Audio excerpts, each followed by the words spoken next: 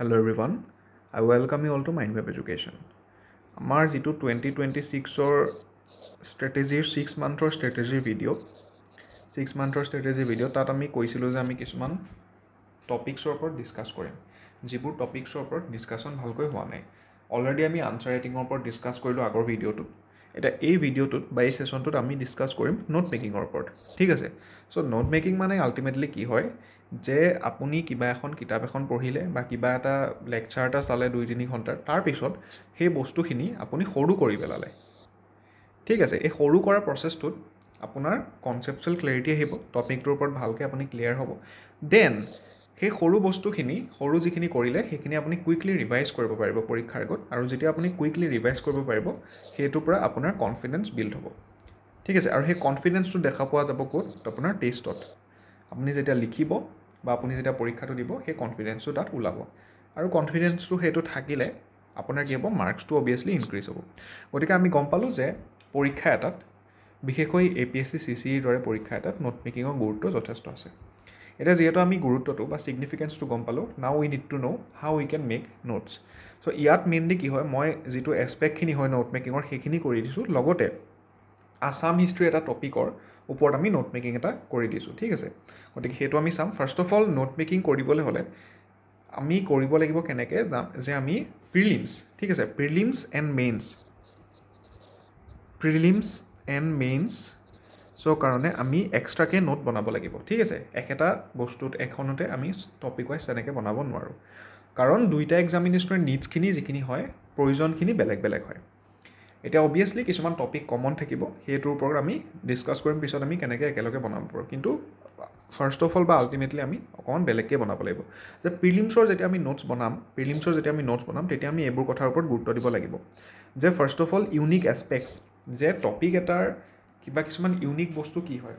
চ' unique বস্তু বুলি ক'লে কি হ'ব যে ডেটা যদি কিবা আছে ঠিক আছে মানে কিবা যদি নাম আছে কিবা যদি বুকছৰ নাম আছে কিবা ইম্পৰ্টেণ্ট ৰিপৰ্টৰ নাম আছে সেইবোৰ হ'ব ডেটা ঠিক আছে দেন নিউমাৰিকেলছ মানে কিবা যদি সংখ্যা আছে যে আমুক ৰিপৰ্টটোৰ মতে ইমান% ইমান হৈছে চ' তেনেকুৱা ধৰণৰ যিবোৰ হয় যে annual state of the education ৰিপৰ্টৰ ওপৰত আহিছে চ' সেইবোৰ হ'ব নিউমাৰিকেলছ সেইবোৰ আমি বনাব লাগিব দেন আহিলে আমাৰ কিৱৰ্ডছ ঠিক আছে কিৱৰ্ডছ মানে টপিক এটাৰ কিছুমান কিৱৰ্ড থাকে গতিকে সেই কিৱৰ্ডবোৰ আমি কৰিব লাগিব ঠিক আছে দেন আহিলে ছেকেণ্ড বস্তুটো হ'ল PYQ থিমছ এতিয়া PYQ থিমছ মানে কি হয় যে অলৰেডি আমাৰ প্ৰিভিয়াছ ইয়েৰ পেপাৰত কি টপিকবোৰ আহিছে সোধা হৈছে এতিয়া যদি এজ ফৰ এক্সাম্পল আমি অসম হিষ্ট্ৰীৰ কথা চাওঁ Assam history Ahom history then peace and revolt এইকেইটাৰ ওপৰত বহুত বেছিকৈ সোধা হৈছে ঠিক আছে গতিকে এইকেইটাৰ ওপৰত আমি প্ৰথমতে নোটছ বনাম বা তেনেকৈ আমি যিবোৰ ইম্পৰ্টেণ্ট আছে সেই PYQ থিমছবোৰ আমি চাম আৰু তাৰ ওপৰত আমি বনাম দেন ভেলু এডিশ্যন মানে কি হয় যে আপুনি ভেলু এডিশ্যন প্ৰথমৰ পৰা কৰিব নালাগে যেতিয়া আপোনাৰ নোটছখিনি বনাই হৈ গ'ল আপুনি পঢ়ি আছে তাৰপিছত আপুনি কি কৰিছে আপুনি টেষ্ট দিছে ঠিক আছে বা কিবা এটা প্ৰগ্ৰেম ল'লে বোলে কাৰেণ্ট এফেয়াৰে প্ৰগ্ৰেম এটা ল'লে আপুনি কাৰোবাৰ পৰা ল'লে বা মাইণ্ড মেপৰ পৰাই ল'লে কাৰোবাৰ পৰা ল'লে আৰু সেইটো ঠিক আছে তাৰপিছত সেইখিনি আপুনি পঢ়িলে তাত আপুনি কিছুমান বেলেগ বস্তু পালে যিখিনি আপোনাৰ নোটছত নাই ঠিক আছে চ' সেইখিনি বস্তু আপুনি তেতিয়া তাত এড কৰিব আপুনি নোটছত লিখি যাব চ' তেনেকৈ সেইটো কৰিব সেইটো হ'ব ভেলু এডিশ্যন এতিয়া প্ৰিলিমছৰ এনেকৈ আমি নোটছখিনি বনাব লাগিব অবিয়াছলি মই যিটো এটা বনাই দিছোঁ নোটছ এটা সেইটো আমি একদম লাষ্টৰ পিনে চামগৈ চ' তাত এইখিনি বস্তু আমি আকৌ ডিছকাছ কৰিম ভালকৈ দেন আহিলে আমাৰ মেইনছ ঠিক আছে এতিয়া প্ৰিলিমছৰ যেনেকৈ আমাৰ ইউনিক এছপেক্টবোৰৰ ওপৰত আমি গুৰুত্ব দিব লাগে মেইনছত সকলোতকৈ গুৰুত্ব দিবলগীয়া বস্তুটো হৈছে কনচেপচুৱেল ক্লেৰিটি এতিয়া কনচেপচুৱেল ক্লেৰিটি মানে কিন্তু PhD নহয় এতিয়া PhD মানে মই PhD ডিগ্ৰীৰ কথা কোৱা নাই যে আমি যে একদম ডিপলি কিবা এটা টপিকৰ ওপৰত গুচি যাওঁ সেইটোৰ ওপৰতে চৰ্চা কৰোঁ বেলেগৰ লগত ডিছকাছ কৰোঁ এইটো কয় চাই পে চৰ্চা বুলি কয় বহুতে সেইবোৰ আমি কৰিব নালাগে ইয়াত কনচেপচুৱেল ক্লেৰিটি মানে এইটো বস্তু যে আপুনি টপিক এটা পাইছে সেইটোৰ ওপৰত পঢ়ি পেলাই ইমানটো আপোনাৰ আণ্ডাৰষ্টেণ্ডিং হৈ গৈছে যে 2 পেজেছ আপুনি লিখি থৈ আহিব পাৰে সেইটোহে কনচেপচুৱেল ক্লেৰিটি ঠিক আছে দেন আহিলে আমাৰ PYQ থিমছ এগেইন প্ৰিলিমছত যেনেকৈ আমি সেইখিনি চালোঁ ইয়াতো আমি PYQ চাম এতিয়া যদি আমি আছাম হিষ্ট্ৰীৰ PYQ চাওঁ মেইনছত আছাম হিষ্ট্ৰী মেইনলি কি হয় আছাম আৰ্ট এণ্ড কালচাৰ বা মেইনলি আছাম লিটাৰেচাৰ সেইখিনিকো মই আছাম হিষ্ট্ৰীৰ ভিতৰতে ভৰাই দিছোঁ চ' সেইখিনিৰ পৰা দেন কিংছৰ ওপৰত ঠিক আছে এইবোৰৰ ওপৰত কুৱেশ্যন আহিছে গতিকে আমি এইবোৰ টপিকৰ ওপৰত নোটছ বনাব লাগিব ইম্পৰ্টেণ্ট মানুহবোৰৰ ওপৰত কিংছৰ ওপৰত আমি নোটছ বনাম ইম্পৰ্টেণ্ট লিটাৰেচাৰবোৰৰ ওপৰত আমি নোটছ বনাম ঠিক আছে then again subject specific value addition এতিয়া প্ৰিলিমছত যদি আমি চাওঁ প্ৰিলিমছত প্ৰায় 5টা বা 6টা ছাবজেক্ট ওলাব ঠিক আছে কিন্তু মেইনছত যদি চাওঁ মেইনছত প্ৰায় 12টা বা 13টা 12-13 ছাবজেক্টছ আহিব গতিকে সকলো ছাবজেক্টছৰ বেলেগ বেলেগ কিছুমান নিডছ থাকে এতিয়া আমি যদি আছাম হিষ্ট্ৰীতে চাওঁ আছাম হিষ্ট্ৰীত যদি আমি কোনোবা ৰজা এজনৰ কুৱেশ্যন আহিছে ঠিক আছে তাত যদি আমি কিবা এটা লিখিব পাৰোঁ এনেকৈ যে এজ পাৰ সূৰ্য কুমাৰ ভূঞাছ আমুক বুক চ' তেতিয়া অবভিয়াছলি আমাৰ কুৱেশ্যনটোৰ যিটো আমাৰ আনচাৰটো হয় তাৰ প্ৰফেচনেলিজমটো বৃদ্ধি পাব আমি 1-2 মাৰ্ক এটা বেছিকৈ পাম আমি এক্সামিনাৰজনে আমাক অকণমান ভালকৈ চাব মানে এনেকৈ চাব যে এই এছপাইৰেণ্টজন হওক বা ষ্টুডেণ্টজন হওক ভালকৈ পঢ়া শুনা কৰিছে জানে চ' তেনেকুৱা কিছুমান আমি ভেলু এডিশ্যন কৰিব লাগিব এগেইন ভেলু এডিশ্যন আমি প্ৰথমৰ পৰা কৰিব নালাগে এই ভেলু এডিশ্যনবোৰ আমি ক'ত পাম এই ভেলু এডিশ্যনবোৰ আমি পাম টেষ্ট ছিৰিজ যেতিয়া আমি লিখিম বা আমি যেতিয়া কম্পাইলেশ্যন কিবা লৈ পেলাই পঢ়িম তাত আমি এইবোৰ বস্তু পাম ভেলু এডিশ্যন ঠিক আছে এইবোৰ ক্ৰেছ কৰ্চবোৰত পোৱা নাযায় তেনেকুৱা অকণমান যিবোৰ ভেলু এডিশ্যন বুলি কম্পাইলেশ্যন ওলায় বা তেনেকুৱা ওলায় তাত এইবোৰ পোৱা যায় ঠিক আছে চ' সেইটোত আমি কৰিম প্ৰথমৰ পৰা কিন্তু আমি ভেলু এডিশ্যনৰ পিছত দৌৰি নাথাকোঁ চ' সেইটো হ'ল মূল যে মেইনছত আমি এনেকৈ নোটছখিনি বনাব লাগিব এতিয়া কিছুমান টপিক থাকিব সেইবোৰ প্ৰিলিমছ আৰু মেইনছৰ একেলগে আমি নোট বনাব পাৰিম ঠিক আছে এতিয়া সেইবোৰ কমন টপিকবোৰ লাইক বেচিক্স অফ দ্য কনষ্টিটিউশ্যনৰ পৰা আমাৰ মেইনছতো আহে প্ৰিলিমছতো আহে আৰু প্ৰায় একেখিনি বস্তুৱে থাকে গতিকে তাতো অকণমান বেলেগ হয় কিন্তু ইমান ডিফাৰেণ্ট নহয় গতিকে সেইটো বস্তু আমি চাম and present revolt in Assam like এনেকুৱা ধৰণৰ এইটো এক্সাম্পল হিচাপে দিছোঁ যে প্ৰেজেণ্ট ৰিভল্ট ইন আছাম আৰু প্ৰেজেণ্ট ৰিভল্ট ইন ইণ্ডিয়া এই দুটা ক্ষেত্ৰতে কি হয় প্ৰিলিমছতো কুৱেশ্যন আহে মেইনছতো কুৱেশ্যন আহে গতিকে এইটো আমি একেলগে নোটটো বনাব পাৰিম কিন্তু ষ্টিল সেই একেলগে বনোৱাটোতো আমাৰ প্ৰিলিমছৰ কাৰণে আমি এটা ছেপাৰেট ভাগ কৰিম একেখিলা কাগজতে আৰু মেইনছৰ কাৰণে ছেপাৰেট ভাগ কৰিম এইটো মই যিটো নোটছ এটা বনাই দিছোঁ মই নিজে কেনেকৈ বনাম তেনেকুৱা ধৰণৰ এটা লাইভ এটা নোটছ বনাই দিছোঁ তাত এইটো আমি সেইখিনি বস্তু চাম দেন এইটো বস্তু আমি ডিছকাছ কৰিব লাগিব that is the methods of note making আমি সোনকালে এইটো ফটকৈ ডিছকাছ কৰি লওঁ চ' মেথডছ বুলি ক'লে বৰ্তমান সময়ত কি হয় দুটা মেথডছ আছে one is digital and one is hand written ঠিক আছে চ' ডিজিটেলটো কি হয় ডিজিটেলটো দুইটা মেথডছৰ মেইনলি কিছুমান প্ৰ'জ এণ্ড কনছ আছে ঠিক আছে ধনাত্মক আৰু ঋণাত্মক দিশ আছে ডিজিটেলটোৰ এটা ধনাত্মক দিশ হৈছে যে প্ৰ'জ হৈছে যে it is easy to access আপুনি এতিয়া ডিজিটেলি যদি নোটটো বনায় আপুনি নিজৰ ইমেইলটো তাত এক্সেছ কৰাই থ'লে আপুনি য'ৰ ত'ৰ পৰা সেইটো এক্সেছ কৰিব পাৰিব নোটছখিনি দেন ইজি টু আপডেট আপুনি কিবা এটা ভেলু এডিশ্যন কৰিব খুজিছে জাষ্ট আপডেট কৰিবলৈ ইজি হ'ব এণ্ড ইজিলি কেৰিড হয় ইজিলি কেৰিড কিহৰ কাৰণে এইটো মানে বহুত ভাল এটা প্ৰ' হয় কাৰণ মেইনলি মেইনছৰ কথা যদি কওঁ মেইনছটো নিজৰ ডিষ্ট্ৰিক্টত কেতিয়াও নহয় মেইনছটো সদায় গুৱাহাটীত হয় এতিয়া গুৱাহাটীত বহুতখিনি যেতিয়া নোটছ হৈ যায় সেইখিনিৰ কাৰণে আকৌ এক্সট্ৰা এটা চুটকেছ হৈ যায় আৰু ইমানখিনি বস্তু কেৰি কৰাটো যদি অকলে যাবলগীয়া হয় বহুত বহুত এটা হেক্টিক বস্তু হৈ যায় গতিকে যদি কিছুমান নোটছ ডিজিটেলি থাকে অবভিয়াছলি সেইটোত সুবিধা হ'ব কাৰণ গোটেই এটা চুটকেছ এটা জাষ্ট টেবলেট বা এটা লেপটপত আমাৰ সোমাই যাব পাৰে দেন আৰু এটা খালি হেৰি হ'ব কি ডিজিটেল নোটছত এটা ডিভাইচ আপোনাক লাগিব আৰু ডিভাইচ মানে এটা ঠিক ঠাক ডিভাইচ এটা লাগিব বৰ বেছি সস্তীয়া কিবাও চাইনিজ ডিভাইচো ল'ব নোৱাৰে গতিকে এটা ঠিক ঠাক ডিভাইচ লাগিব সেইটো এটা অকণমান কষ্টলি হয় কেতিয়াবা পকেট ফ্ৰেণ্ডলি নহয় ঠিক আছে নোটছৰ কাৰণে যিবোৰ ডিভাইচ হয় লাইক মেইনলি আইপেড হওক বা চেমচাং টেবছ হওক যিবোৰৰ লগত সেই এছ পেন এটা পায় বা এটা পেন পায় আইপেডৰ লগত সেই আই পেনটো পায় গতিকে সেইবোৰ অকণমান ডিভাইচটো কষ্টলি হয় ঠিক আছে সেইটো এটা কনছ হয় বা সেইটো এটা ঋণাত্মক দিশ হয় দেন হেণ্ড ৰিটেন নোটছ হেণ্ড ৰিটেনটো কি হয় ইট ইজ অল্ড স্কুল হয় পুৰণা একদম আৰু এইটো কাৰণে কি হয় এইটো আপুনি হাতেৰে লিখিবই লাগিব নোটছখিনি আপডেট কৰিবলৈ কেতিয়াবা অসুবিধা হয় আৰু A4 পেজত লিখিব লগা হয় A4 পেজত লিখিব লাগিব আপডেট কৰিবলৈ অসুবিধা কেলে হয় যে লিখি যোৱাৰ পিছত আকৌ মানে যদি আপডেট কৰিব লগা হয় গোটেই নোটখিনি আকৌ লিখিব লগা তেনেকুৱা ধৰণৰ হয় গতিকে সেইটোৰ পৰা বাচিবলৈ কাৰণে কি কৰিব লাগিব you have to write in A4 pages A4 যিটো পেজ হয় তেনেকৈ লিখিব লাগিব নোটছখিনি বহি এখনত লিখিলে দিগদাৰ হ'ব গতিকে A4 পেজত লিখিলে কি হ'ব যদি আপডেট কৰিব লগা হয় জাষ্ট এখন পেজ এখন ভৰাই দিয়ক আপডেট হৈ যাব তেনেকৈ গতিকে সেইখিনি হয় বাট আমি এটা কি কৰিম আমি ইয়াত এতিয়া এজ পাৰ মাই অপিনিয়ন যে মোৰ অপিনিয়ন মতে সকলোতকৈ ভাল হ'ব দ্য গল্ডেন মিন ঠিক আছে গল্ডেন মিন মানে কি হয় যে এটা মিডল পাথ আমি ল'ব লাগিব আমি যদি পাৰোঁ আমি 50-50 বা 60-40 তেনেকৈ ডিজিটেল বা হেণ্ড ৰিটেন নোটছ কৰিব পাৰোঁ চ' মই নিজে এইটো ফ'ল' কৰিছিলোঁ যে ডিজিটেলো আছিলে মোৰ হেণ্ড ৰিটেন নোটছো আছিলে ঠিক আছে চ' ডিজিটেলখিনি যিখিনি মোৰ বহুত বেছি ডাঙৰ বুকছ আছিলে যিবোৰৰ পৰা ইভেন হাতেৰে লিখি বনালেও বহুত বেছি হৈ যায় তাত মই ডিজিটেল ইউজ কৰিছিলোঁ যিবোৰ কম টপিকছৰ বা কমকৈ লিখিও হৈ যায় সেইবোৰত হেণ্ড ৰিটেন ইউজ কৰিছিলোঁ চ' তেনেকুৱা ধৰণৰ আপোনালোকে কৰিব পাৰে বাট ইটছ আপুনিও যে আপুনি কেনেকৈ এইটো বিচাৰে সেইমতে কৰিব লাগিব দেন আৰু এটা বস্তু আছে যে চে ন' টু টপাৰ্ছ নোটছ, যে টপাৰে যিসমূহ নোটছ পায় আপোনালোকে এতিয়া গুগলত তেনেকৈ পালে বা টেলিগ্ৰামত টপাৰ্ছ নোটবোৰ পাই যাব, কিন্তু টপাৰ্ছ নোটবোৰ আপুনি যদি লয় আপোনাৰ কাৰণে ইমান কিন্তু ই সুবিধাজনক নহ'ব, কাৰণ টপাৰ্ছ নোট মুখস্থ কৰি এতিয়া লিখিব নোৱাৰে, এতিয়া গোটেই পৰীক্ষাটো এনালিটিকেল হয়। আৰু যেতিয়া আপুনি নিজে নোটছ বনাব ন, নোটছ বনোৱাটো এটা পঢ়াৰ টাইপৰে হৈ যায়, ঠিক আছে, পঢ়াৰ টাইপৰ হৈ যায়, আপোনাৰ ক্লেৰিটি এটা আহি থাকে, কনচেপচুৱেল ক্লেৰিটি যে আহে, নোটছটো যেতিয়া আপুনি নিজে বনাব তেতিয়া আহিব বস্তুটো। গতিকে টপাৰ্ছ নোটটো আপুনি নল'ব। অবভিয়াছলি টপাৰ্ছ নোটখিনি আপুনি এনেকৈ ল'ব পাৰে ৰেফাৰেঞ্চ হিচাপে, যে টপাৰ্ছে নোটছখিনি কেনেকৈ বনাইছে, কি প্ৰচেছত বনাইছে। এতিয়া বহুতে আছে এনেকৈ দি পেলাই এনেকৈ টপাৰ্ছ কিছুমান মই দেখিছোঁ এনেকৈ গোটেই পেজখনত এনেকৈ কিবা মকৰা জালৰ লগতে দিও বনাই দিয়ে, আৰু কিছুমানে আছে বহুত ধুনীয়াকৈ বনায়, একদম চাফ চিকুণকৈ এটা এটাকৈ বনায়। গতিকে সকলোৰে কিছুমান এপ্ৰ'চবোৰ বেলেগ হয়, গতিকে আপুনি সেইটোহে চাব পাৰে, কিন্তু তেওঁলোকৰ নোটছখিনি ডাইৰেক্ট পঢ়ি বোলে মুখস্থ কৰি পৰীক্ষাত দিম, সেইটো আপোনাৰ কামত নাহে, কিন্তু ইমান ভালকৈ আপোনাৰ নহ'ব। গতিকে আপোনাৰ নোট মেকিংটো আপোনাৰ এটা জাৰ্ণি হয়, ঠিক আছে, এটা জাৰ্ণি হয়, সেই জাৰ্ণিটো আপুনি নিজেই সেই জাৰ্ণিটো কৰিব লাগিব, সেই ভ্ৰমণটো নিজেই কৰিব লাগিব, তেতিয়াহে আপুনি নিজৰ লক্ষ্যত উপনীত হ'বলৈ আৰু সুবিধাজনক হ'ব। দেন আহিলে আমাৰ কোচিং নোট। কোচিং নোট আপুনি ন'টো বুলি কেলৈ কৈছোঁ, যে ফাৰ্ষ্ট অফ অল কোচিং নোটবোৰ বহুত বেছি বাল্কি হয়, মানে বহুত বেছি ডাঙৰ হয়। যিটো টপিক আমি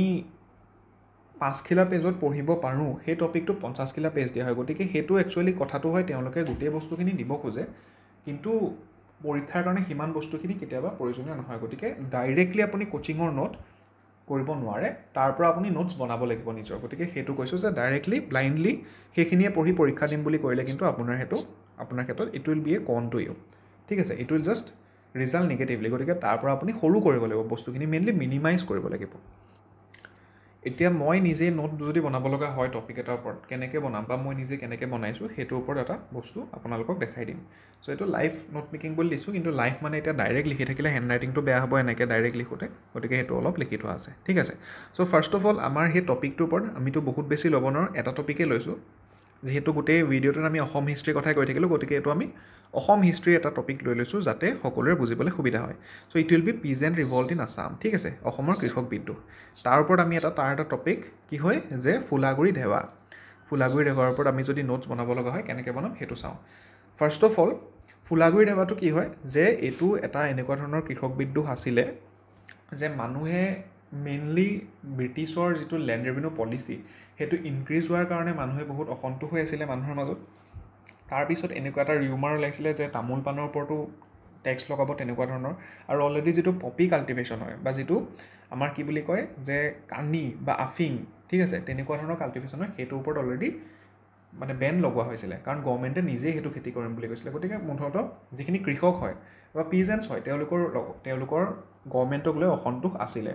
গতিকে তাৰ কাৰণে কি হ'ল, পিজেণ্টছখিনিয়ে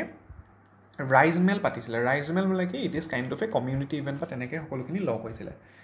এতিয়াৰ যিটো গ্ৰাম সভা সেইটোক আমি এইটোৰ লগত মিলাব পাৰোঁ। চ' তেনেকৈ ৰাইজ মেল পাতিছিলে, আৰু ৰাইজ মেল পাতোঁতে কি হ'ল, এজন ব্ৰিটিছ এছিষ্টেণ্ট কমিশ্যনাৰ, তেওঁৰ নাম আছিলে SG সিংগাৰ বুলি আছিলে, লেফটেনেণ্ট SG সিংগাৰ, তেওঁ বাধা দিবলৈ গৈছিলে, আৰু তেওঁক তেতিয়া কি কৰিলে, ৰাইজ মেলত কোনোবা এজনে মাৰ মাৰি দিলে, মৰি থাকিলে।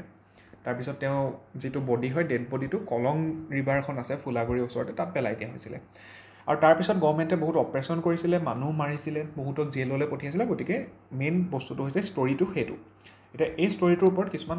বস্তু আছে যিবোৰ আমাৰ প্ৰিলিমছৰ কাৰণে বহুত স্পেচিফিক হয়, যিবোৰ মেইনছৰ কাৰণে স্পেচিফিক হয়। এতিয়া যেতিয়া আমি এই ষ্টৰিটো গম পালোঁ, ইয়াৰ পৰা আমি প্ৰিলিমছৰ কাৰণে কি বস্তু ইয়াৰ পৰা আমি লিখিম বা নোট কৰিম সেইটো আমি চাওঁ। যে মই ইয়াৰ পৰা কি কৰিম, যে ফাৰ্ষ্ট অফ অল এইটো লিখি থৈছোঁ যে ফাৰ্ষ্ট মানে কি হয়, এইটো অসমৰ তেনেকুৱা ধৰণৰ এটা ফাৰ্ষ্ট এণ্টি কলনিয়েল আপৰাইজিং আছিলে, পিজেণ্টৰ এণ্টি কলনিয়েল আপৰাইজিং, মানে ব্ৰিটিছৰ বিৰুদ্ধে বা উপনিৱেশিকতাবাদৰ বিৰুদ্ধে প্ৰথমটো তেনেকুৱা আছিলে। দেন আহিলে নিউ ৰেভিনিউ ছিষ্টেমটো নতুন অনা হৈছিলে, ঠিক আছে। দেন পপি কাল্টিভেশ্যন বেন কৰা হৈছিলে, ঠিক আছে, ডাইৰেক্ট কি বেন কৰা হৈছিলে, পপি কাল্টিভেশ্যন। চ' পপি কাল্টিভেশ্যন এটা কিৱৰ্ড হয় ইয়াত। দেন তামোল পাণ, এইটোৰ ওপৰত এটা ৰুমাৰ আহিছিলে যে তামোল পাণৰ ওপৰতো টেক্স লগাব, ঠিক আছে। তাৰপিছত ৰাইচ মেল সংগঠিত হৈছিলে বা হৈছিলে, এইটো এটা কিৱৰ্ড হয়। প্ৰিলিমছত ডাইৰেক্ট এটা ষ্টেটমেণ্ট দি দিব পাৰে যে এনেকৈ ৰাইচ মেল নাই হোৱা, ৰাইচ মেল হোৱা নাছিলে, বেলেগ কিবা মেল হৈছিলে, তেনেকৈ দি দিব পাৰে, ঠিক আছে। দেন আমাৰ ডেটটো যে 15 অক্টোবৰ 1861, এইটো ইম্পৰ্টেণ্ট হয়। এইটো ডেটত বুলি বা ডেটটো সলাই পেলাই তেনেকৈ কিবা প্ৰিলিমছত দিব পাৰে, গতিকে এইটো আমি মনত ৰাখিব লাগিব, সেইকাৰণে ইয়াত নোটছত ৰাখিছোঁ। দেন আহিলে LT বা লেফটেনেণ্ট সিংগাৰ, তেওঁক মাৰি পেলাই কলং ৰিভাৰত পেলোৱা হৈছিলে। এতিয়া ৰিভাৰখনৰ নামটো চেঞ্জ কৰি পেলাই দি দিব পাৰে যে তেওঁক ভৰলু ৰিভাৰত পেলোৱা হৈছিলে বুলি দি দিব পাৰে লেফটেনেণ্ট সিংহক মাৰি পেলাই গতিকে তেনেকুৱা ধৰণৰ এইবোৰ প্ৰিলিমছত খেলি মেলি কৰি দিব পাৰে তাৰ কাৰণে আমি এইখিনি বস্তু মনত ৰাখিব লাগিব বা এইখিনি আমি সেইকাৰণে কি কৰিব লাগিব আমাৰ নোটছত এইখিনি বস্তু ভৰাব লাগিব অ'কে দেন আহিলে ভেলু এডিশ্যন এতিয়া ভেলু এডিশ্যনৰ যে কথাটো কৈছিলোঁ ইয়াত আমি চাম সেই ভেলু এডিশ্যনটো কেনেকৈ কৰিম এতিয়া ভেলু এডিশ্যন ফ্ৰম আদাৰ চ'ৰ্চেছত মই কিছুমান বস্তু দিছোঁ এইখিনি চাই লওক যে ফাৰ্ষ্ট অফ অল মানুহপুৰা বিল চ' হোৱাট ইজ মানুহপুৰা বিল চ' এইটোৰ ওপৰত এটা কি হয় আছাম ট্ৰিবিউনত এটা আৰ্টিকল আহিছিলে এণ্ড ইভেন যোৱা বছৰ যেতিয়া ফুলগুৰি যিটো ফুলাগুৰি ধাবাৰ 163 ইয়াৰ্ছ হৈছিলে 163 ইয়াৰ্ছ হৈছিলে তেতিয়াও এটা আই থিংক ইণ্টাৰভিউ এটা আহিছিলে আছাম ট্ৰিবিউনতে মানে ছামথিং ক'ৰবাত আহিছিলে মানে এটা ৰেপুটেড এষ্টাব্লিছড চেনেলত আহিছিলে তেনেকৈ চ' তাত এই মানুহপুৰা বিলৰ ওপৰত কোৱা হৈছিলে যে মানুহপুৰা বিলত মেইনলি কি কৰা হৈছিলে যে গভৰ্ণমেণ্টে যেতিয়া অপাৰেশ্যন চলাইছিলে ব্ৰিটিছ গভৰ্ণমেণ্টে তাৰ বহুত মানুহ মৰিছিলে পিজেণ্টছ মৰিছিলে প্ৰায় 69 or 68 তেনেকুৱা মই একজেক্ট মই এতিয়া চিয়'ৰ নহয় বাট 69 বা 70জন মানুহ মৰিছিলে আৰু তেওঁলোকক ইমান মানুহ মৰাৰ কাৰণে ইভেন সেইটোতো গভৰ্ণমেণ্ট এটা হয় তাতকৈ বেছি মৰিছিলে বুলি কয় তাৰ মানুহখিনিয়ে গতিকে মৰাৰ কাৰণে কি হয় মানুহখিনিক মানে আমাৰ যিটো জুই জ্বলাই ন জুই দিবলৈ তেনেকৈ বা জুই দিবলৈ বা তেনেকৈ শ্মশানত মানে ঠাই নাইকিয়া হৈ গৈছিলে গতিকে তাতে বিল এখন আছিলে সেই বিলখনৰ পাৰতে মানুহখিনি পুৰা হৈছিলে বা মানুহখিনি মেইনলি জ্বলোৱা হৈছিলে অন্ত্যেষ্টিক্ৰিয়া কৰা হৈছিলে গতিকে সেইকাৰণে সেই বিলখনক মানুহপুৰা বিল বুলি কয় এতিয়া এইটো এটা ভেলু এডিশ্যন হ'ল এইটো সুধিব পাৰে আজিকালি এনেকুৱা কুৱেশ্যনবোৰ এনেকুৱা মানে বস্তুবোৰ ইনফৰমেশ্যনবোৰ দি দিয়ে কুৱেশ্যনত দেন কালাপানী জেল মেইনলি কি হ'ল কালাপানী জেললৈ ফুলাগুৰি যিখিনি বহুখিনি তাৰ মানে পিজেণ্টক বা তেনেকৈ লিডাৰক কালাপানী জেললৈ পঠোৱা হৈছিলে গতিকে এইকেইটা আমাৰ ভেলু এডিশ্যন হৈ গ'ল ঠিক আছে এইকেইটা প্ৰিলিমছৰ কাৰণে ভেলু এডিশ্যন হ'ল এইকেইটা মেইনছত আমি ইমান ফটাফট ইউজ কৰিব নোৱাৰিম কাৰণ মেইনছৰ আমাৰ এপ্ৰ'চটো বা নেৰেটিভটো বেলেগ হয় এতিয়া আমি প্ৰিলিমছৰ কাৰণে দেখিলোঁ যে এনেকৈ এইখিনি বস্তু আমি বনাব লাগে এতিয়া আমি চাম মেইনছৰ কাৰণে কি লাগিব মেইনছৰ কাৰণে অলৰেডি আমি প্ৰিলিমছৰ যিখিনি বস্তু এতিয়া অলৰেডি পঢ়িলোঁ সেইখিনি বস্তু আমি মনত ৰাখিব লাগিব কিন্তু সেইখিনি আমি মেইনছৰ কাৰণে নোটছত নাৰাখোঁ কিন্তু প্ৰিলিমছৰ কাৰণে সেইখিনি মনত ৰাখিব লাগিব আৰু সেইখিনি যেতিয়া আমি মনত ৰাখি থ'ম তাৰ পৰা ইভেন যদি আমি মেইনছত 50% ইউজ কৰিব পাৰোঁ আমাৰ মেইনছৰ আনচাৰটো বহুত বেছি সমৃদ্ধ হ'ব এতিয়া মেইনছত আমি ইয়াৰ পৰা কি কৰিম যে এটাটো হ'ল যে symbol of resistance and courage এইটো আমাৰ এটা ডাইমেনশ্যনেই হৈ যাব বা এইটোৰ পৰা আমি এটা পেৰাগ্ৰাফ লিখি দিব পাৰিম ঠিক আছে দেন ব্ৰিটিছ এডমিনিষ্ট্ৰেটিভ ৰিফৰ্মছ যে ৰিভল্টৰ পিছত এডমিনিষ্ট্ৰেটিভ ৰিফৰ্ম হৈছিলে এডমিনিষ্ট্ৰেটিভ ৰিফৰ্ম মানে কি হয় মেইনলি লেণ্ড ৰেভিনিউ পলিচিৰ ওপৰত ৰিফৰ্ম কৰা হৈছিলে যিটো তামোল পাণৰ ৰিউমাৰটো আছিলে বা তেনেকুৱা ভবা হৈছিলে লগাব বুলি সেইটো নলগালে কেতিয়াও দেন আহিলে 164 ইয়াৰ্ছ ঠিক আছে 164 ইয়াৰ্ছ অলৰেডি হৈ গৈছে ফুলাগুৰি ৰিভল্টৰ আৰু এইটোৰ ওপৰত এগেইন এইটো এটা ভেলু এডিশ্যনো হ'ব পাৰে বস্তুটো ভেলু এডিশ্যনো হ'ব পাৰে এইটো ভেলু এডিশ্যন কেনেকৈ হ'ব পাৰে যে এগেইন আছাম ট্ৰিবিউনত এটা আৰ্টিকল আহিছিলে য'ত অসমৰ হয়তো ছেক্ৰেটৰী হ'ব তেনেকুৱা এজন আছিলে মানুহ এজন ডাঙৰ ৰেংকৰ মানুহ আছিলে তেওঁ কৈছিলে যে ফুলাগুৰি ৰিভল্টক জালিয়ানাৱালা বাগ অৰ্থাৎ জালিয়ানাৱালা বাগ যিটো 1919 পাঞ্জাৱৰ অমৃতসৰত হৈছিলে চ' জালিয়ানাৱালা বাগক লৈ মানুহে যিটো ইম্পৰ্টেঞ্চ দিয়ে গোটেই আমাৰ হিষ্ট্ৰীয়ে বা আমাৰ ইতিহাসে যিটো ইম্পৰ্টেঞ্চ দিয়ে সেইটো ফুলাগুৰিয়ে নাপালে কিন্তু ইয়াতো ইভেন জালিয়ানাৱালা বাগতকৈ বহুত আগতেই অসমৰ নিচিনা এখন মানে ঠাইত নৰ্থ ইষ্টৰ এখন ঠাইত এনেকুৱা এটা ৰিভল্ট হৈছিলে ব্ৰিটিছৰ এগেইনষ্টত গতিকে এইটো সিমান ইম্পৰ্টেঞ্চ নাপালে পাব লাগে চ' তেনেকুৱা ধৰণৰ কথাবোৰ আমি কি কৰিব পাৰোঁ আমি কনক্লুজনত লিখিব পাৰোঁ চ' এইটোৱে তেনেকৈ এটা ভেলু এডিশ্যন হৈ যাব চ' আমি তেনেকৈ দেখিলোঁ যে এনেকৈ আমি প্ৰিলিমছ আৰু মেইনছৰ কাৰণে নোট মেকিং আমি কৰিম ঠিক আছে এতিয়া হ'ল একদম লাষ্টৰ আমি পৰ্যায়ত উপনীত হৈছোঁ এই ভিডিঅ'টোৰ চ' লাষ্টৰ পৰ্যায়ত কি হয় আমি এইটো বস্তু চাম it is a dynamic process ঠিক আছে চ' ডাইনামিক প্ৰচেছ মানে কি হয় যে এইটো এটা গতিশীল প্ৰক্ৰিয়া এটা গতিশীল প্ৰক্ৰিয়া কি হয় মই এইটো এটা আছাম হিষ্ট্ৰীৰ এক্সাম্পলটো দি ক'ম আছাম হিষ্ট্ৰী এক্সাম্পল এটা দি আপোনালোকক ক'ম ঠিক আছে চ' ফাৰ্ষ্ট অফ অল যে যদি আমি গোটেই আছাম হিষ্ট্ৰীখিনিৰ নোটছ বনাবলৈ যাওঁ এটা জাষ্ট এজাম্পশ্যন কৰিছোঁ ঠিক আছে এটা ভাবি লৈছোঁ গোটেই যদি আছাম হিষ্ট্ৰীৰ নোট বনাব যাওঁ আমি যদি ফাৰ্ষ্ট নোটখিনি বনাওঁ একদম প্ৰথমবাৰ যেতিয়া নোট বনাম ইট উইল বি 100 পেজেছ 100 পেজমান হ'ব ঠিক আছে এইটো যেতিয়া আমি প্ৰথম আছাম হিষ্ট্ৰীৰ নোটছ বনাম আছাম হিষ্ট্ৰী আমি প্ৰথম পঢ়িছোঁ আমাৰ বহুতবোৰ টপিকৰ ওপৰত আমি জ্ঞান নাথাকিব আমি আছাম হিষ্ট্ৰীৰ বহুতবোৰ ষ্টৰিজ বা ক্ৰনলজি আমি নাজানিম গতিকে সেইবোৰ আমি লিখি যাম কিন্তু আমি যেতিয়া ছেকেণ্ড বাৰ নোট বনাম বা ছেকেণ্ডবাৰ আমি যেতিয়া আছাম হিষ্ট্ৰী আকৌ ৰিভাইজ কৰিম ছেকেণ্ডবাৰৰ কাৰণে ৰিভাইজ কৰিম ঠিক আছে ৰিভাইজ কৰিম তেতিয়া কিন্তু আমি ছেকেণ্ডবাৰ আকৌ নোট বনাম আৰু এইটোত আমাৰ কি হ'ব 100 পেজটো আমাৰ 50 পেজলৈ ৰেডিউচ হৈ আহিব কমি আহিব দেন আমি আকৌ যেতিয়া ৰিভাইজ কৰিম ঠিক আছে আমি আকৌ যেতিয়া ৰিভাইজ কৰিম তেতিয়া আমি 3 নম্বৰ বাৰ নোট বনাম থাৰ্ড নোটছ বনাম তাত 50 পেজটো 25 পেজলৈ ৰেডিউচ হ'ব ঠিক আছে এই ৰেডিউচটো কেনেকৈ হ'ব কাৰণ আপুনি যেতিয়া প্ৰতিবাৰ ৰিভাইজ কৰি থাকিব কিছুমান বস্তু আপোনাৰ মনলৈ আপুনি আহি থাকিব অৰ্থাৎ মেমৰিত থাকি যাব আৰু সেইটো বস্তু আকৌ আপুনি মানে সেইটো লিখিব নালাগেগৈ, আপুনি সেইখিনি বস্তুৱে লিখিব লাগিব যিখিনি বস্তু আপোনাৰ মনলৈ অহা নাই। গতিকে এইটো কাৰণে ইউ কেন ইউজ এক্টিভ ৰিকল, ঠিক আছে, এক্টিভ ৰিকল ইউজ কৰিব পাৰিব। এক্টিভ ৰিকল মানে কি হয় যে আপুনি কিবা এটা পঢ়িছে আৰু এটা নিৰ্দিষ্ট টাইমৰ অন্তৰে অন্তৰে, এটা নিৰ্দিষ্ট টাইমৰ মূৰে মূৰে সেই বস্তুটো আকৌ ৰিকল কৰিব চেষ্টা কৰিছে, যিখিনি বস্তু আপোনাৰ ৰিকলত অহা নাই সেইখিনি আপুনি নোটছত ৰাখি গৈছে। চ' তেনেকৈ আপুনি আকৌ যেতিয়া ৰিভাইজ কৰিব 4th নোট, 4 নম্বৰ পৰা ৰিভাইজ কৰিব, 4 নম্বৰ পৰা আকৌ নোটছো বনাব, ঠিক আছে। এতিয়া যেতিয়া বনাব সেই 25 কিলো পেজ 10 পেজলৈ আহি যাব। চ'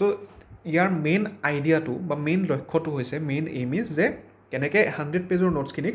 5 পেজলৈ আনিব পাৰি। আৰু 5 পেজলৈ আনিবৰ কাৰণে অবভিয়াছলি আপুনি ৰিভিজন কৰিব লাগিব, আৰু ৰিভিজন কৰি থাকোঁতে আপুনি নোটছখিনিও আকৌ বনাব লাগিব। আৰু এইটো বস্তুটো এটা এক্টিভ প্ৰচেছ হ'ব। এক্টিভ প্ৰচেছ হ'লে বস্তুবোৰ কি হয়, আমাৰ ব্ৰেইনে ভালকৈ কাম কৰে, আমাৰ মনত ভালকৈ ৰ'ব, আৰু আমি সেইখিনি ভালকৈ ইমপ্লিমেণ্ট কৰিব পাৰিম, ঠিক আছে। চ' তেনেকৈ আমি নোট মেকিংটোক ল'ব লাগিব, আৰু এইটো তেনেকৈ এটা ডাইনামিক প্ৰচেছ হিচাপে এইটো দেখা দিব। এতিয়া আছাম হিষ্ট্ৰী আমি যিখিনি বস্তু, বুক এখন যদি চাওঁ আছাম হিষ্ট্ৰী বুকখন, it will B around 300 pages. আমি সেই বুকখনৰ পৰা নোটছ বনালোঁ 100 পেজেছ, আৰু যেতিয়া আমি ৰিভিজন কৰি কৰি বস্তুটোৰ ওপৰত এটা মাষ্টাৰী হাচিল কৰিম বা এটা মাষ্টাৰী পাই যামগৈ, তেতিয়া আমাৰ সেই নোটছখিনি 5 পেজেছলৈ হৈ যাবগৈ, ঠিক আছে। চ' এইটো অবভিয়াছলি এতিয়া বহুতৰ বিশ্বাস নহ'ব পাৰে, যিখিনি আজিলৈকে মানে বনোৱা নাই নোটছ বা পঢ়াই হোৱা নাই, কিন্তু believe me it can happen. এতিয়া যে আপোনালোকে টপাৰ্ছৰ নোটবোৰ চাই আৰু একো বুজি নাপায় তাৰ পৰা, ঠিক আছে, তাৰ মূল কাৰণটো হ'ল টপাৰ্ছে তেনেকৈ একদম যিটো নোটছ 100 পেজ 200 পেজ থাকে তাক একদম কমাই কমাই 3-5 পেজলৈ লৈ আনেগৈ। আৰু তেওঁলোকে এইখিনি বস্তুহে লিখে যিখিনি তেওঁলোকৰ এক্টিভ ৰিকলত অহা নাই, তেওঁলোকৰ মনলৈ অহা নাই, তেওঁলোকৰ বাকী যিখিনি মনত আছে সেইবোৰ কেতিয়াও নিলিখে। সেইকাৰণে বহুতে কি হয়, টপাৰ্ছ নোট বুজিয়ে নাপায়, ভাবে যে বহুত মানুহটো জিনিয়াছ হয়, স্মাৰ্ট হয়। নহয়, তেওঁ জাষ্ট কষ্ট কৰি কৰি 4-5 বাৰ ৰিভিজন কৰি 4-5 বাৰ নোট বনাই পেলাই তেওঁ বস্তুখিনি কমলৈ লৈ আনিছে। কাৰণ জাষ্ট থিংক অফ ইট না, যেতিয়া আপোনাৰ বোলে কাইলৈ অসমৰ পেপাৰটো আছে, ঠিক আছে, অসমৰ পেপাৰটো আছে, অবভিয়াছলি আপুনি এটা 100 পেজ যদি পঢ়িব যায়, it is not possible. 100 page এদিনত আপুনি ভালকৈ ৰিভাইজ কৰিব নোৱাৰে, কিন্তু 5 পেজ 5 পেজ আপুনি জাষ্ট ভালকৈ যদি চাই আধা ঘণ্টাতে ৰিভাইজ কৰিব পাৰিব। গতিকে সেইটোৱে আপোনাক কনফিডেঞ্চ বিল্ড কৰিব। গতিকে সেই বস্তুটোলৈ যাব লাগিব, এনেকৈ নোট মেকিংটো এটা ডাইনামিক প্ৰচেছ হিচাপে দেখা দিব। গতিকে আজিলৈ ইমানেই আছিলে। আমি নোট মেকিঙৰ পিছতে আৰু কিছুমান যিবোৰ টপিকছ আছে, current affairs, then book list, সেইবোৰ বস্তুৰ ওপৰত আমি আকৌ কিছুমান ভিডিঅ'ছ বা ছেশ্যনছ আনিম। গতিকে আজিলৈ ইমানেই। Thank you all. জয় অসম।